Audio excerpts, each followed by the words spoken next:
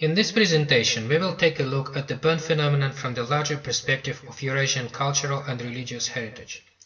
Tibetan burn is a complex and multifaceted phenomenon, but do its origins lie in the Tibetan plateau as such? I'll attempt to answer this by looking at three areas. Firstly, the prehistoric pan-Eurasian cult of the sky deer. Secondly, the links between rock carvings in Gilgit and Bompo-Chortens. And finally, parallels between episodes in the Rig Veda and the life story of Tampashen Rock. But in order to investigate this, we first need to have a clear understanding of the various types of burn. So I'll begin by outlining this very briefly, as although the word burn is used to denote many diverse religious and cultural traditions, they can be summed up into four main categories. Tumi burn, the prehistoric burn of Shangshung and Tibet, an extremely ancient system of beliefs and ritual practices largely extinct today. A small part of it is represented by the traditions of Hlapa and Pao, some aspects of which can be compared with Siberian shamanism. Yungdrung burn, sometimes also called burn Nyingma, the teachings of the Central Asian Buddha Murata Hen, known in Tibet under the name Tampashen Rab Miwo. Burn Sarma or New Burn, a syncretic tradition created in the 8th century AD through the amalgamation of Yungdrung burn and Shakyamuni's Buddhism, which was just newly introduced from India. And lastly, mixed burn, a blend of these three types of burn in different proportions, often with the addition of elements from other religions such as Hinduism, Taoism, Himalayan tribal religions, native Siberian belief systems, and so on. Mixed burn would include secular burn, or the civic religion of the Himalayan borderlands, studied by Charles Rumble in his The Navel of Demons, as well as Buryatian Bo Murgel, from the shores of Lake Baikal, the religion of the Naki Yunnan, and so on. I would argue that out of these four categories of burn, only one, burn Sarma, can be tentatively said to have originated in Tibet, and even that is a long shot, as both elements which constituted Yungdrung burn and India Buddha Dharma came from elsewhere. Let us go back to the first type, the Mi burn. While it is probably not found anywhere in its pure form today, some of its cultural and ritual elements live on in other types of burn, including traditions of Hlapa and Pao, and Ju burn, or the causal vehicles of Yungdrung burn, taught by Tampashen Rab.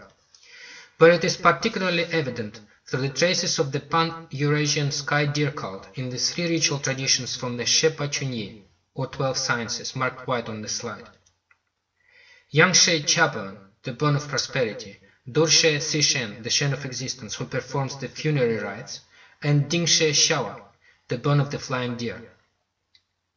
In the Yangguk, calling of fortune, Laguk, recalling of the law, and De, ransom rituals, the figure of the sacred deer plays a central role, and many details of both the rituals and the underlying ideology, encoded in the Mrang, the myths of origin, find direct parallels in the general cult of the sky deer, active traces of which can be found throughout Eurasia and even beyond, in Japan and the Americas.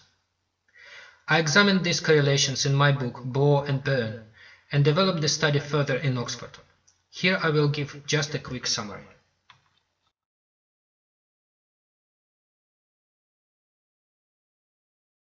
One of the earliest tangible evidence pointing to the deer cult in Eurasia, upper left, is the rock carving of the sorcerer found in French Pyrenees in the cave of Trois Frères, dated roughly 13 to 14,000 BC. Here you can see he is wearing a headdress of deer antlers, a bird's beak, and bear's paws over his hands. Similar costumes have subsequently been worn by priests of various so-called shamanic traditions throughout the ages, right up until now. Here you see some examples. Next to the sorcerer is a drawing of a shaman from a Perm-Yugra bronze platelet. Here again we see a very similar kind of costume, a moose head crown, wings and the beak of a bird, and possibly bear paws. Many similar Perm-Yugra pieces are found in the Urals and West Siberia, and they are generally dated around 8th–9th century AD. Next you see a Buryatian Bo priest in full ritual dress, and again there is Mahapshi deer horn crown symbolizing the power of the sky deer, Malgai hat made of bear fur worn under the crown symbolizing the power of the bear, the owner of the taiga, The lapshi, the winged shoulder piece symbolizing the power of the sacred eagle, bringer of fire and mystical knowledge. Interestingly, the boar's drum, which is used as a vehicle in the flight of the soul, is often called deer and has a deer emblem painted on it. The full costume is still in use today in Buryatia and Mongolia, as represented by the photo in the bottom left. Below is another example of deer crown from South Siberia used in ritual by Selkirk shamans as recently as the beginning of the 20th century. In the upper right corner you see a drawing of Bompo priest, based on the original illustration from Zermig manuscript held in Berlin. He is wearing a deer crown, holding a shang bell, symbol of sound, and a feather, presumably used for true lustra sprinkling purification rites. All this clearly demonstrates the continuation and tenacity of the deer cult throughout Eurasia from Paleolithic until now. The single most important element in all these variations of the ritual dresses is the deer crown. It does not represent an ordinary deer, but the sky deer, which has the ability to fly between different dimensions of the universe, mediate between different classes of beings, and bestow the power of prosperity and good luck, Hulde in Buryatian and Chayang in Tibet. Images and myths related to this pan-Eurasian cult of the sky deer abound, and we shall briefly look at a few. In the upper left is a deer stone from Mongolia. Currently over 600 deer stones have been discovered scattered all over the Eurasian Great Steppe. The highest concentrations are in Mongolia, South Siberia and Amdo province of Tibet. The culture responsible for them is known simply as the deer stones culture, and has been dated 2nd to 1st millennium BC. The deer stones are divided into 3 bands: sky, middle space and earth. The sky band is carved with circles and sometimes faces representing sun, moon and the sky-dwelling gods. The earth band contains carving of weapons, tools and humans. The middle space band is carved with images of the sacred deer flying towards the sky, sun, moon and the gods. These deer obviously fulfill the function of messengers and mediators, and this is confirmed by the Buryatian Boor-Morgel myths and cosmology. Interestingly, they fulfill a similar function in the lower vehicles of Yunjunbern, as we shall see in a minute. Buryatian Tengerian sky gods are also called Buga Unsan, galloping on the deer, and have the epithet Haliutan, from Haliun, meaning deer. Many deer stones are also inscribed with the swastika symbols. In the upper center and right, you see a sky deer from other locations, sun deer from Tagarskaya culture, and a bronze platelet from Kabanskaya culture, Caucasus. Below, you see a decoration from the Semibratny Kurgan, Ukraine. These last two clearly show deer and fawns positioned above birds, underlining their celestial nature. This is further confirmed by the large body of myths from the Urals and Siberia, which place the deer in the dimension of the sky and connect them with prosperity. This is clearly seen in the bottom left, a Perm-Yugra plated, with the sky deer carrying Alinci fawns which fall on earth from the sky to populate the forests.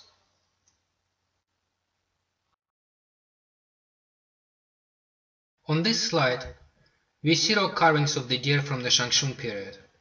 These were discovered in 1988 in Rutok, northwest Tibet, by the expedition led by Professor Namkhai Norbu. The deer are surrounded by other carvings of tigers, mythological chung bird, Yungdrung the Bompo swastika, and some lines, which might be a kind of writing. Namkhai Norbu argues that these are not merely animals carved by hunters, but are important symbols related to the Pern culture of Shangshung. If that is so, then the deer carvings most likely relate to the sacred sky deer of rituals pertaining to the causal ways of Yunjunpern. There are many such rituals, for example the Yangguk ritual, the recalling of the quintessence of prosperity and well-being, published by Samten Kamei in a volume called The Call of the Blue Cuckoo, an anthology of 9 Bompo texts on myths and rituals. The anonymous Tibetan text 2a contains the origin myth of the white deer, which clearly states its celestial origin, and I have translated 2 short excerpts here. To the north of this walled mountain, in the center of the great expanse of the turquoise lake, there is a swastika rock with 4 corners. On this swastika rock, there are the father, the sky deer with long horns, and the mother, the doe of the moon. These two have united and emanated a son, the white conch shell deer with crystal horns. Take that as the base of Yundrung Cha.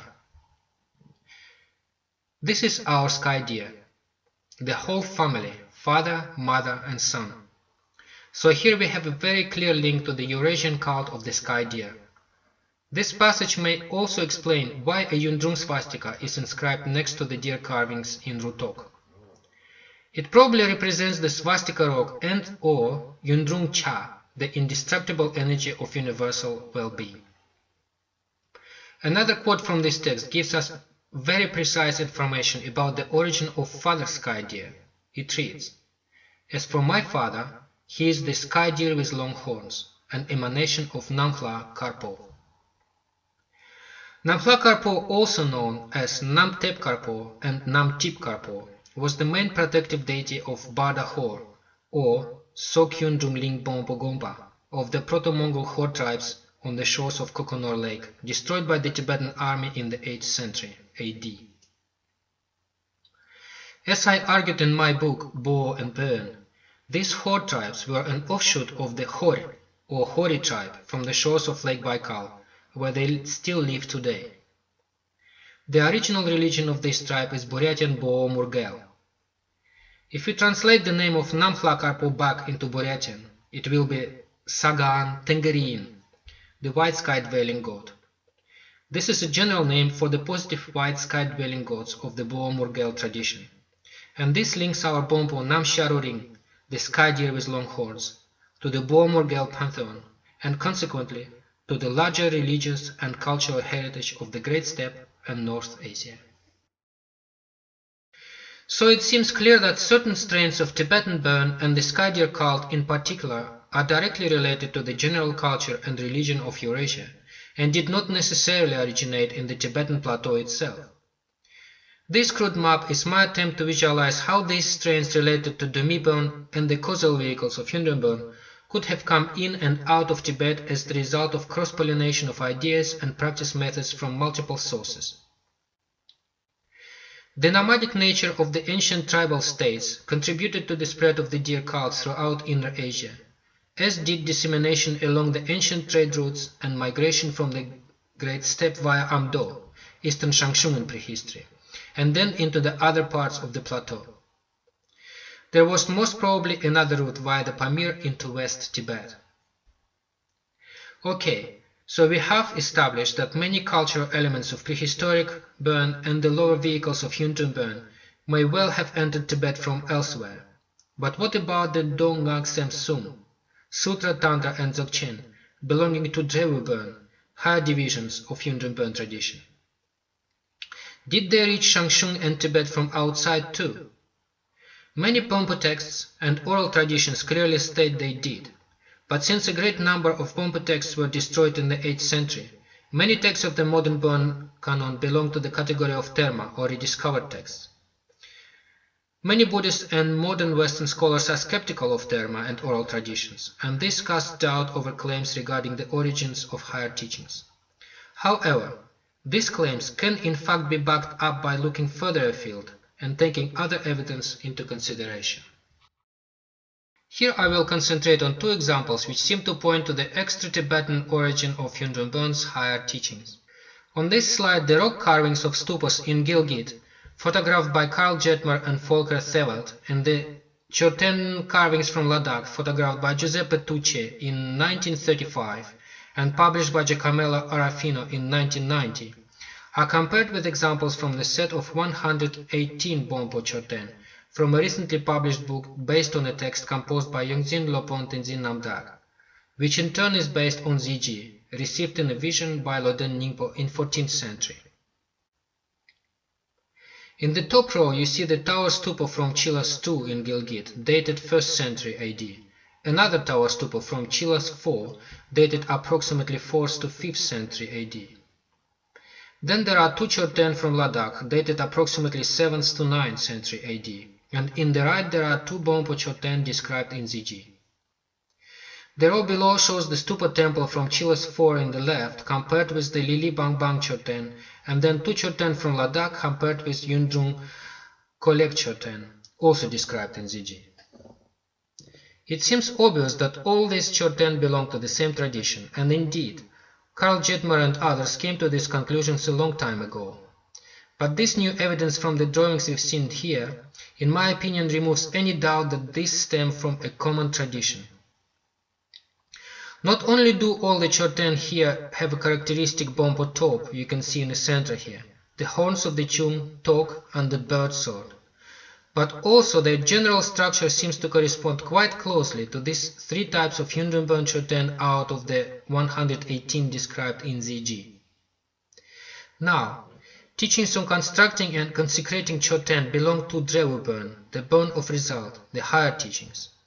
So this suggests the continuity of these higher teachings from well before the 8th century, as well as their links with areas west of Tibet. This suggestion is further corroborated by the fact that the original titles of many texts, such as Tegrim for example, are still kept in Drusha, the Burushaski language of Gilgit, and the genealogy of Dru Bompo clan, which is said to have come to Tibet from Gilgit.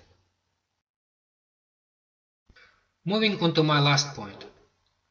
I was recently struck by some similarities I found in ZG and the Rig Veda.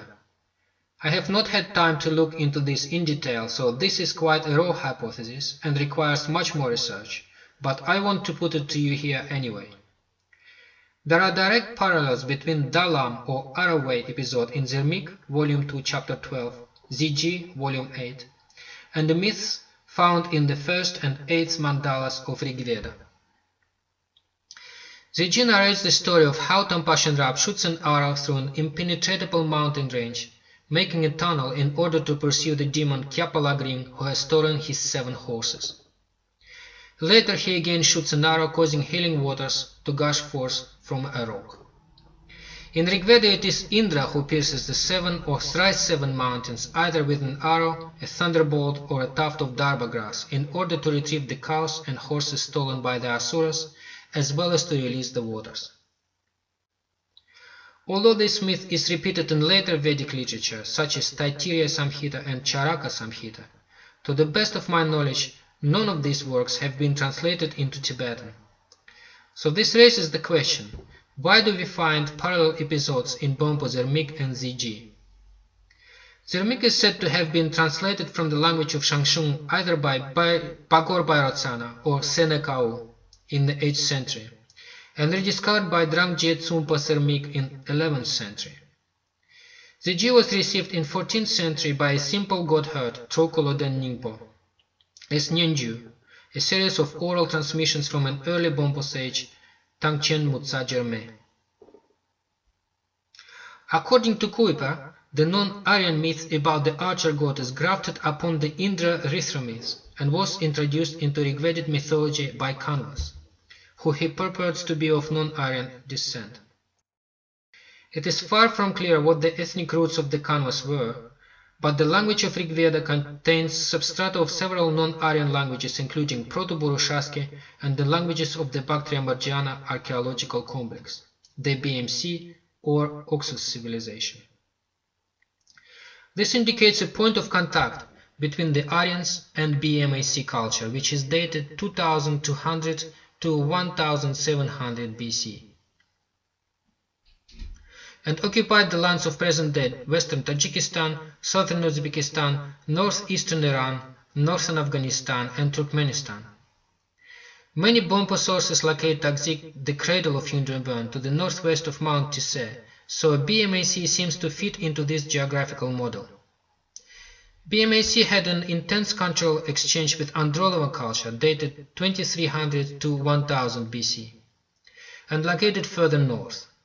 Some scholars hold the view that Andronovo was a Proto-Indo-Iranian culture which was either related to BMAC or gradually took it over. Since the cultural matrix of this myth cannot easily be explained as straightforward borrowing on the part of the Bompos from the Vedic literature, it could be explained by a shared cultural environment in the distant past, somewhere in Central Asia to the west and northwest of the Tibetan plateau. This might be another of several clues pointing to the archaic and Eurasian rather than specifically Tibetan origins of Hyundai Bön. To conclude, as Bön is such a manifold complex phenomena, with multiple origins and wide geographical spread, it demands a matching multidisciplinary approach and cross-field cooperation if we are to arrive at a better understanding of its pre-8th century forms, and verify the information contained in rediscovered text and oral traditions. In particular, the study of oral traditions and myths has a crucial role to play, as these contain direct or coded information, which, if pitted against other data from the field of archaeology, linguistics, anthropology, genetics, textual analysis, and so on, can provide us with new perspectives on already seemingly solved puzzles and enigmas which have so far eluded explanation.